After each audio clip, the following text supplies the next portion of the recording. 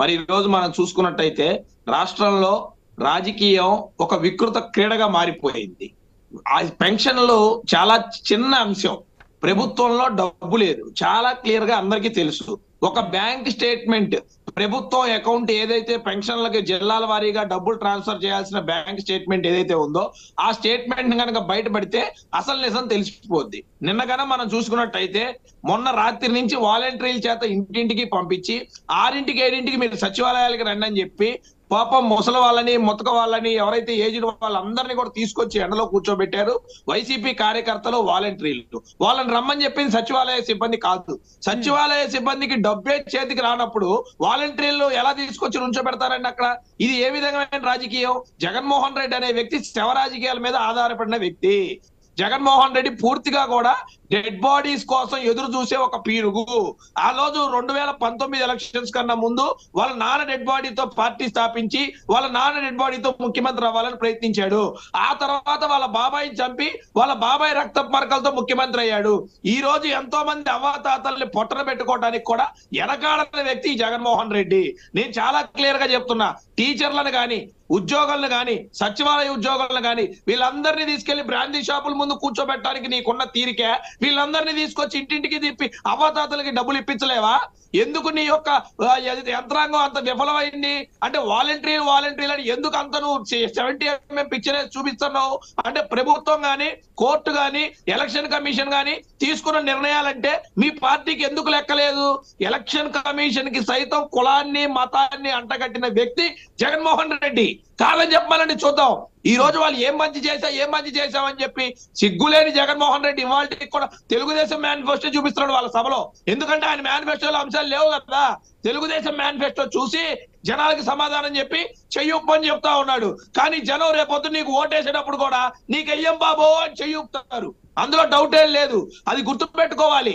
జగన్మోహన్ రెడ్డి అనే వ్యక్తి చెప్తున్న అంశాలన్నీ బాగానే ఉన్నాయి, కానీ అటు సీఎం జగన్ నుంచి మరోలా వినిపిస్తుంది కదండి. ఒకవేళ చంద్రబాబు నాయుడు వస్తే పరిస్థితి ఇలాగే ఉంటుందంటూ కూడా పిక్చర్ ఆల్రెడీ ముందుగానే చూపిస్తున్నట్టు తెలుస్తుంది. మరోపక్క చూసుకున్నట్లయితే ఈ వాలంటీర్ల అంశం ముందుగా టీడీపీ శ్రేణులు తెరపైకి తీసుకురాలేదంటారా?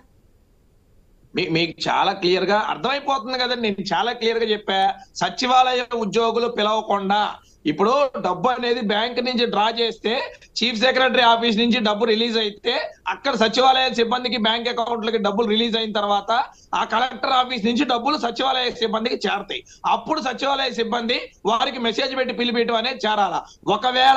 ఒకవేళ మీరు చెప్పిందే నిజం అనుకుందాం, ఈ మరి 31వ తారీఖు రాత్రికే డబ్బు చేరాలి కదా. ఎందుకు చేరలేదు సచివాలయానికి? ఎందుకు అకౌంట్ నుంచి డ్రా చేయలేదు? నిన్న పొద్దున్న దాకా అకౌంట్ కు డబ్బు ఎందుకు రాలేదు? మరి నిన్న పొద్దున్న దాకా ఎందుకు డబ్బు రాలేదు? ముందే వచ్చి డబ్బు రెడీగా ఉండాలి కదా. వాలంటీర్లతో ఆపితే దానికి ప్రొసీజర్కి ఏం సంబంధం? వాలంటీర్లకి ప్రొసీజర్కి ఏంటి సంబంధం? ప్రొసీజర్ అనేది అంటే వాలంటీర్లు ఉంటేనే ఇంతకు ముందు ఆ వాళ్ళకి డబ్బులు వచ్చినాయా?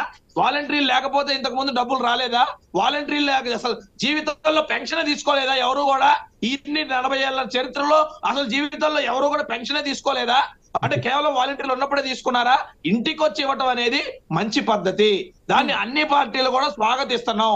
కానీ దాన్ని కూడా రాజకీయం చేయాలని చేస్తున్నారే ఈ వైసీపీ పేటీఎం బ్యాచ్. అంతకన్నా ఇంకోటేం లేదు. ఏమంటే మంచం పట్టుకొని వస్తున్నారా? సిగ్గుందా అండి? నీకు చేతనైతే అవసరం అయితే రిక్వెస్ట్ చేసి, వాళ్ళు చెప్పారు కదా క్లియర్ గా, రాలేని వాళ్ళు ఉంటే మేమే వచ్చి ఇస్తామని చాలా క్లియర్ గా చెప్పారు. నిన్ను మంచం పట్టుకొని రమ్మని చెప్పింది ఎవరు? నిన్ను ఎత్తుకొని రమ్మని చెప్పింది ఎవరు? షో మే దాల్. దీనికి అలవాటు పడిపోయారు మనం అంతా. ప్రతి చోట 70mm సినిమా వేయటం, ఏడుపులు ఏడవటం, వీళ్ళందరినీ ఏదో బ్రహ్మబాధులు చేసి జనాలకి అబద్ధాలు చెప్పటం, మేము సాధించేసామని చెప్పటం అలవాటు అయిపోయింది. గ్లోబల్ ప్రచారానికి అలవాటు పడిపోయారు. అట్టనే గ్లోబల్ ప్రచారం చేసి ఇట్ట తిప్పి యాక్టర్లను చూపించి సినిమాలు చూపించి ఒక ఆయన ఇంటికి వెళ్ళిపోయింది పక్క రాష్ట్రంలో. ఇప్పుడు జగన్మోహన్ రెడ్డిది కూడా అదే పరిస్థితి. ఈ గ్లోబల్ ప్రచారానికే బలైపోతున్నాడు జగన్మోహన్ రెడ్డి. ముందు అతను చేయాల్సింది ఏదో చేర్చుకోమని చెప్పండి. అతను మేనిఫెస్టోలోని అంశాలు వేరీగా ఒక ఎల్ఈడి స్క్రీన్ వేసుకోమని చెప్పండి. ఎందుకంటే అతనికి షార్ట్ టర్మ్ మెమొరీ అన్నమాట. ఏం చెప్పాడో గుర్తులేదు అతనికి. ఆయన ఏదైతే మేము ఒక మేనిఫెస్టో ఆయన వేసింది వెబ్సైట్ లో పెట్టింది మేము ఇస్తాం, ఆ మేనిఫెస్టో అంశాలు వేసి ఇదిగో మేము సిపిఎస్ రద్దు చేసాం, ఇదిగో మేము మద్యపాన నిషేధం చేసాం, ఇదిగో మా బాబాయిని చంపినోడు తాట తీసాం, ఇదిగో నా కోడికత్తి గుచ్చినోడు సంగతి చూసాం. దమ్ముంటే వీటన్నిటికీ సమాధానం చెప్పానండి. ఎవరు అడ్డుకున్నారు? మేము అడ్డుకున్నావా? గంజాయిని అరికెట్టాం, మహిళల మీద అరికట్టాము, అఘాయిత్యాలు అడ్డుకున్నాము, ఈ రోజు డ్రగ్స్ రాష్ట్రాల్లో లేకుండా చేశాము. ఎన్ని ఉన్నాయి? ఒకటి కాదు, 100 అంశాలు ఉన్నాయి. ఆ అంశాలన్నిటి మీద ఎల్ఈడి స్క్రీన్ వేసి చెప్పమనండి. మేము వద్దన్నావా?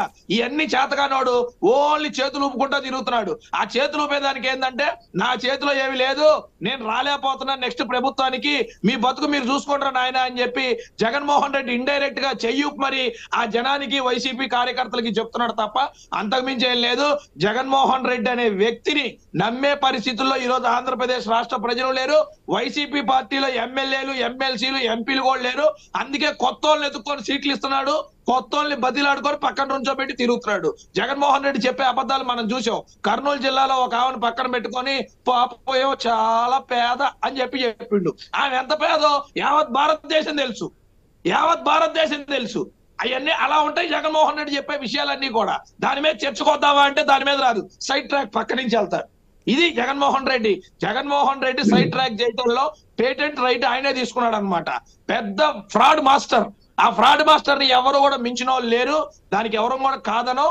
సరైన సమయంలో జనాల దగ్గర ఆయుధం ఉంది, ఓట్ అనే ఆయుధం ఉంది, ఓట్ అనే ఆయుధంతోనే సమాధానం చెప్తారు. దానికి మేము ఎవరం కూడా కంగారు పడట్లేదు. కానీ ఆ పాపం అవ్వాతాతల్ని ఇబ్బంది పెట్టడం వైసీపీ పేటీఎం బ్యాచ్ ఆపితే చాలా బాగుంటది. క్లియర్ గా చీఫ్ సెక్రటరీ ఆఫీస్ నుంచి ఇన్స్ట్రక్షన్స్ ఉన్నాయి. ఇంటికి రాలేని వాళ్ళు సచివాలయ సిబ్బంది వచ్చి మీ ఇంటికి వచ్చిస్తారు, బయటికి రాలేని వ్యక్తులకని క్లియర్ గా నోట్ రిలీజ్ చేశారు. అయినా సరే వీళ్ళు ఎవరైతే ఆ చీఫ్ సెక్రటరీ గారి ఆదేశాలని ధిక్కరం చేసి తీసుకొని వెళ్ళారో వారందరి మీద కూడా కేసులు నమోదు చేయాలని ఎలక్షన్ కమిషన్ కి ఇస్తానో, వాళ్ళందరూ ఏదైతే తప్పులు చేసి రోడ్డు మీదకి ముసలి వాళ్ళ పాపం ఇబ్బంది పెట్టి తీసుకొచ్చారో, వాళ్ళందరూ ఏదైతే వైసీపీ పేటీఎం బ్యాచ్ ఉన్నారో వాళ్ళందరి సంగతి కూడా తేలుస్తాం.